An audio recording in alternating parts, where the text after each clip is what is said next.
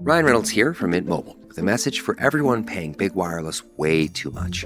Please, for the love of everything good in this world, stop.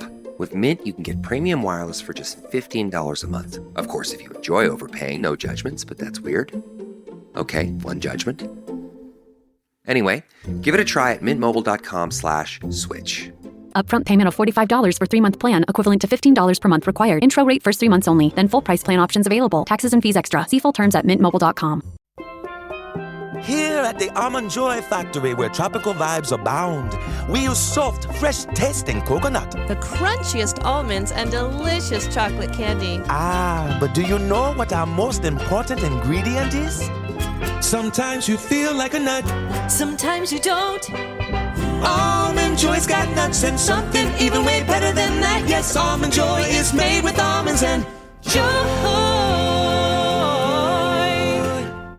Welcome to Farm Here Daily, a Field Forward podcast. I'm David Geiger, your host. I've been on Iowa TV and radio for the last decade, and of course, I'm very excited to start up this podcast, Farm Here Daily.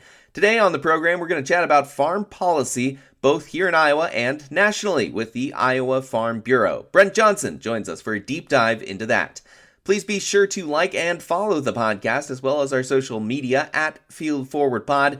We would love to have you join our community, making sure folks in Iowa are informed about what's going on that affects our Iowa farmers.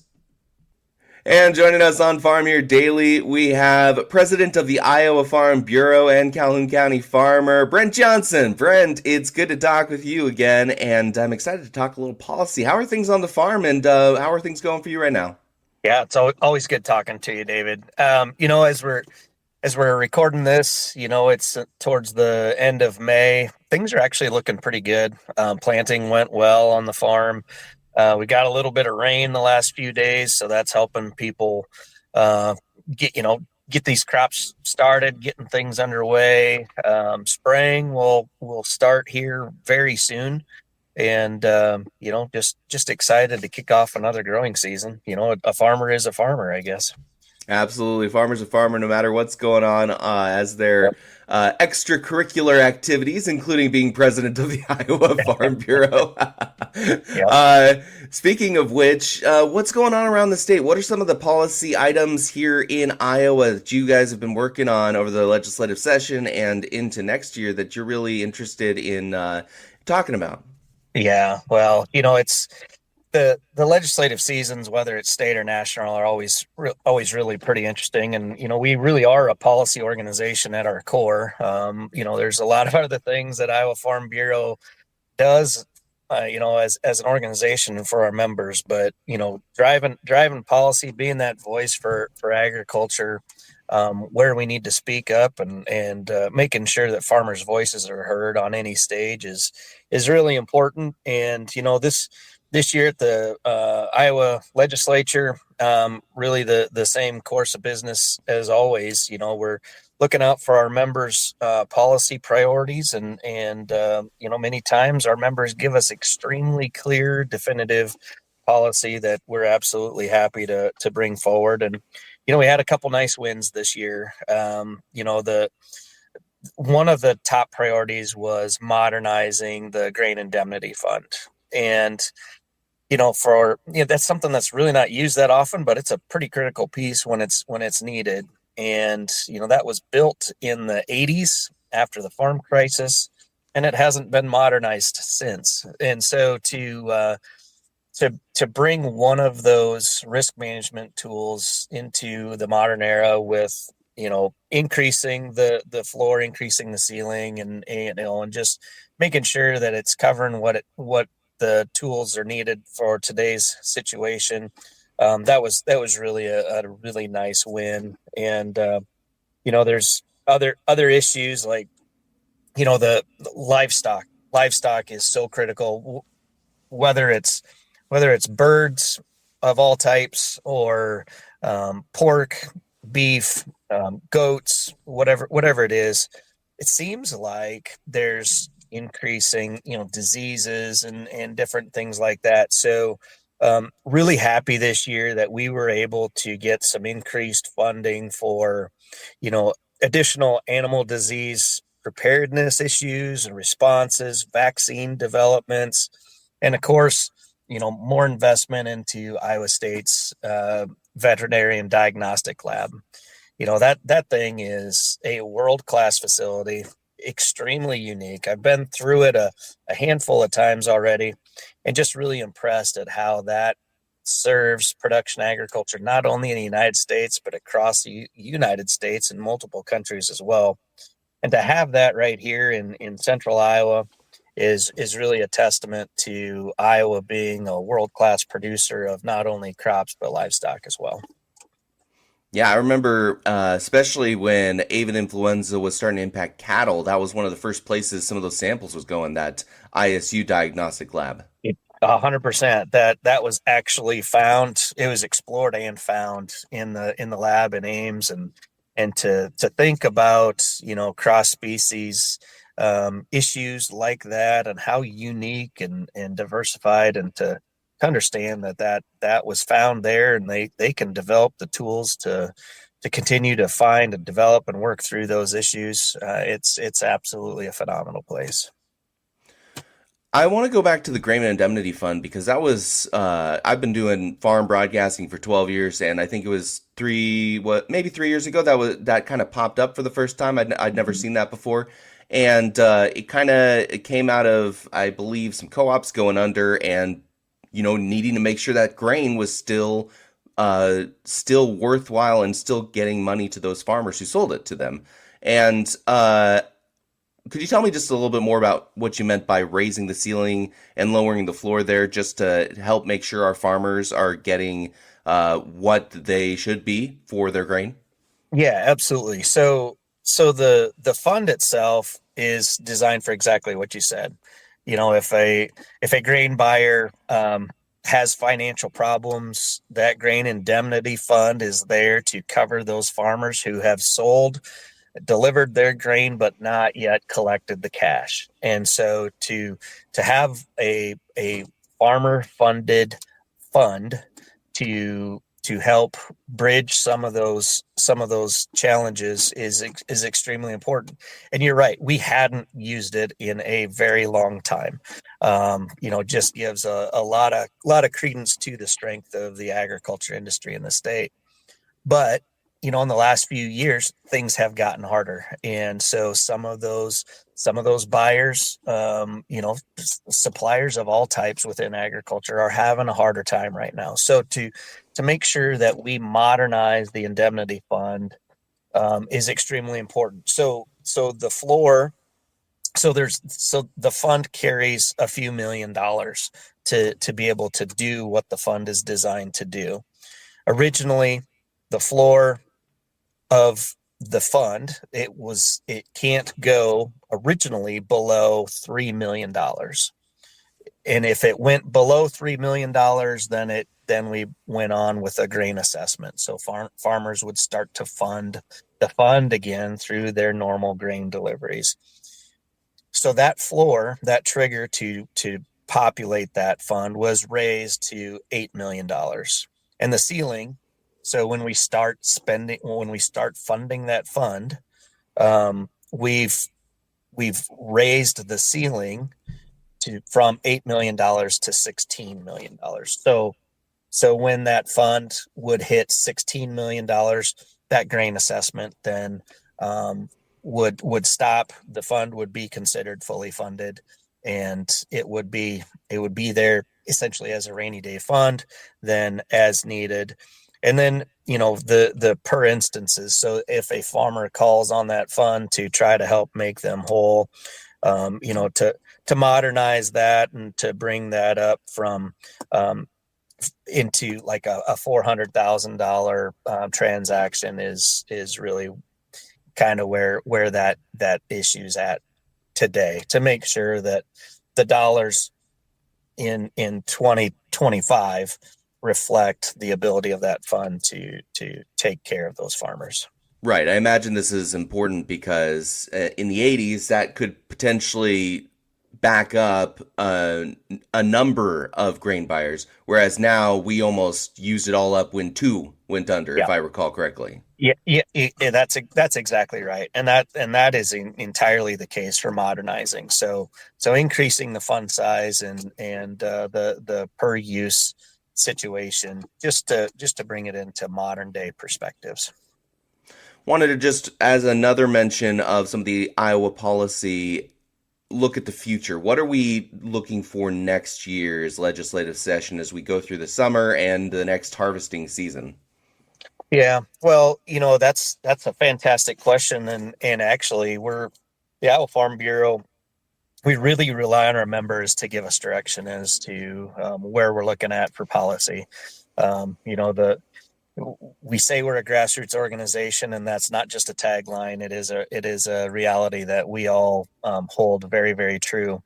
And so as we're speaking right now, our members across the entire state are engaged in the process of policy development to give us direction for the upcoming session next year.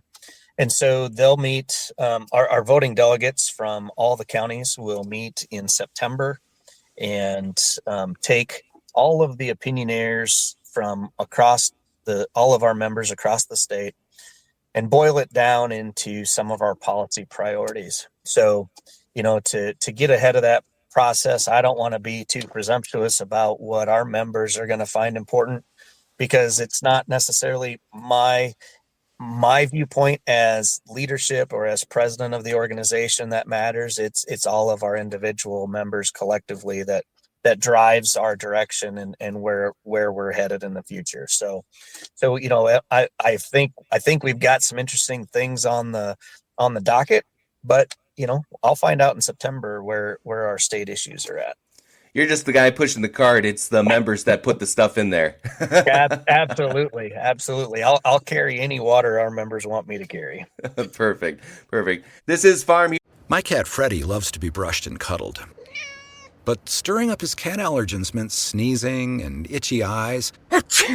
Then I found Purina One Live Clear. It's cat food that reduced the major allergen and my suffering in as little as 21 days. Now, we feel closer than ever. If you have issues with cat allergens, you really need to try Purina One Live Clear. Try new Purina One Live Clear today. Purina One, a difference from day one. Here daily, we will continue our conversation with Brent Johnson, Iowa Farm Bureau president, in just a moment, but wanted to take a look at the Thursday market close. It was a bit mixed on the end of the day board. July corn, 2 cents higher, $4.63, with September down 1 3/4, $4.41. Soybeans in July, 4 3/4 cents more at $10.67.5, with August 3.5 cents higher, $10.62.5. Soybean meal in July, $4.40 a ton in the green, $298.50. July wheat down 4 3/4 at $5.44.5, with September falling 3 1/4 at $5.60.5. In the livestock market close for Thursday, a bit mixed there as well. June live cattle, $1.47 a hundredweight in the green at $215.62. August up $1.85 at $210.50. Feeder cattle in May, 90 cents a hundredweight down at $295.40, with August $3.35 higher at $299.77. Lean hogs in June, 82 cents a hundredweight in the red at $98.70, while July fell 47 cents at the close to $102.05 a hundredweight. That is the Thursday market close. How does PwC take your company to the leading edge? They bring the sharpest minds in tech to your team, so you can bring the ideas that will transform your business. They're passionate about your industry, so you can walk into any room with every advantage. And they're with you every step of the way, so you can know you're headed in the right direction. PwC builds for what's next, so you can get there now. Get started at pwc.com/us/leading edge. You're listening to Farm Here Daily, a Field Forward podcast, and joining us right now we have Calhoun County farmer and president of the Iowa Farm Bureau, Brent Johnson, talking to us. We just spoke about some of the state issues going on in Iowa, but there's also national policy that you guys work with partners around the country on. What are some of the most pressing issues that you see from the Iowa perspective nationally? Yeah, well, there's actually quite a few national issues. So, Some of the things that I've personally been working on every time I go to DC or dealing with the American Farm Bureau, my positions in that organization, as far as the Iowa centric ones, Proposition 12 is certainly towards the top of the list. There's always, E15 and how can we increase the demand side of the balance sheet when it comes to the commodities that we all grow so well in Iowa. But the hot news right now as we're speaking today, last night the House passed their version of the reconciliation package, and there's a lot of really good things in there. There's a lot of moving parts. Of course, the Senate still needs to take that up. We'll see how that happens, but this reconciliation package actually has quite a few of the Farm Bill financial provisions in it. It leaves out some of the policy only things because it is a reconciliation bill. But so we do have some of those issues that are in there that our current Farm Bill, our risk management tools, that was 2018. And here in 2025, there's been a lot of world events that have happened since then. And we're probably one, maybe even two financial generations away from 2018. So to find a pathway to modernize the risk management tools that are typically in the Farm Bill, to put them in this reconciliation package and to help bring that forward into today's circumstances, I think that's a huge win, let alone just the Tax Cuts and Jobs Act that was part of President Trump's first term in office. Many of those provisions are now slated to be permanent or at the very least have a long runway on some of those other provisions. So a really, really important package that's being talked about right now. One of the big issues with the reconciliation bill that we're talking about is the aspect of SNAP and making it so states have to pay a portion of it, I believe. And that doesn't really have too much to do with farmers directly. However, there's always been this balance in the Farm Bill of nutrition benefits versus Farm Bill priorities. And there's always been, at least over my decade of two farm bills, there's been that idea that you have to work together from urban and rural areas. Do you think that impacts that aspect of the Farm Bill at all, having things like that be in this bill?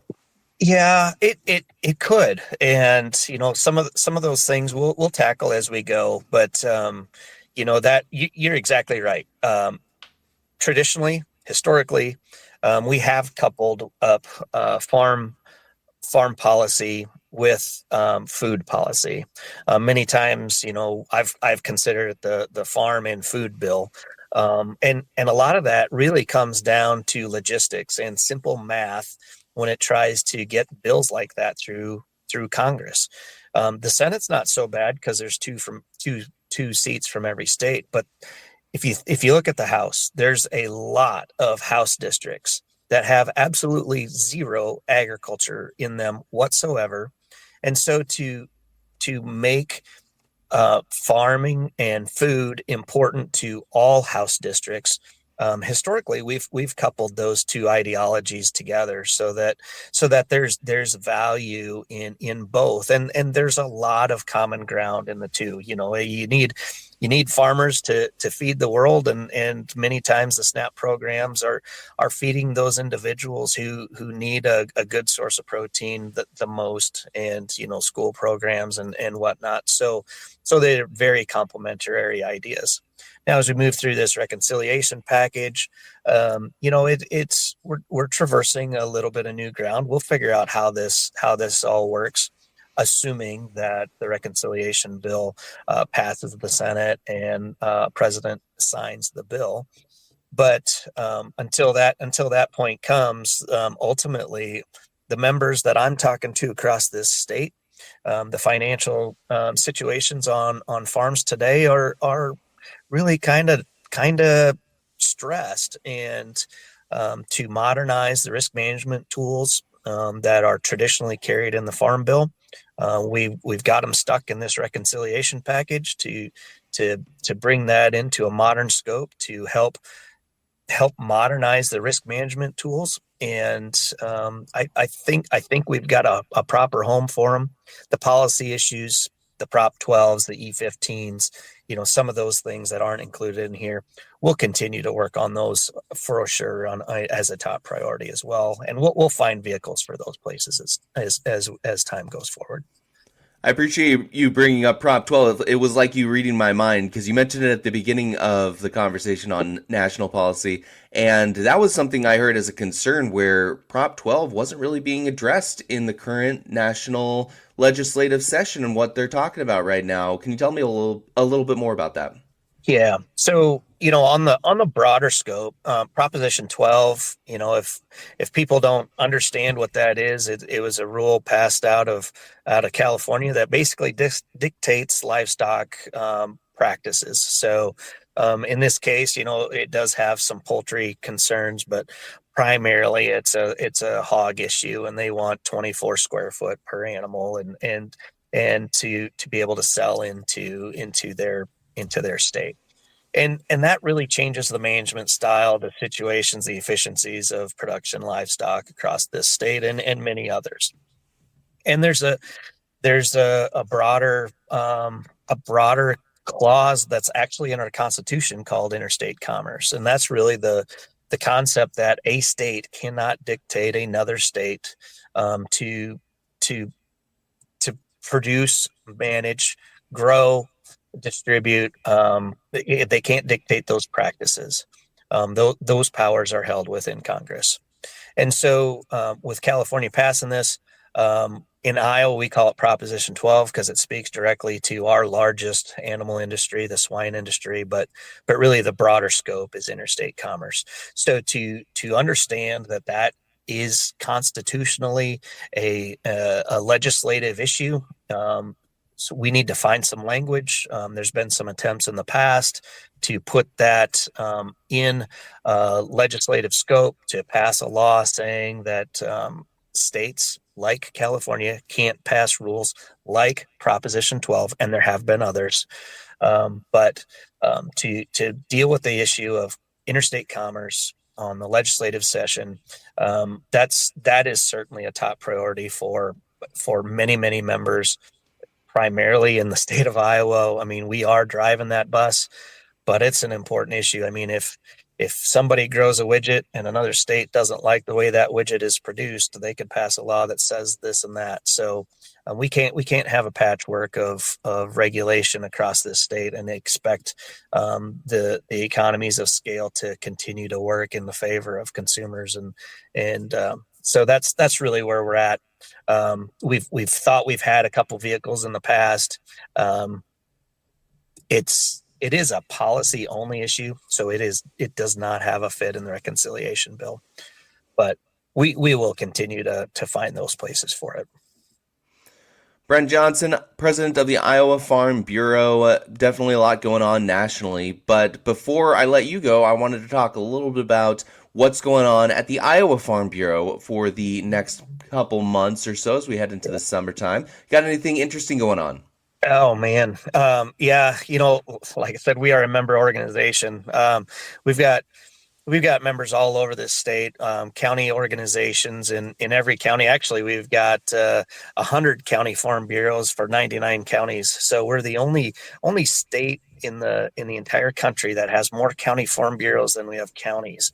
But that just speaks a lot to the strength of the organization, our members' involvement, and the long tenured history that this organization has here. But as our members work into summertime, county fairs, having a good time with their kids, showing livestock, crafts, and different things. We're gonna start moving into the Iowa State Fair.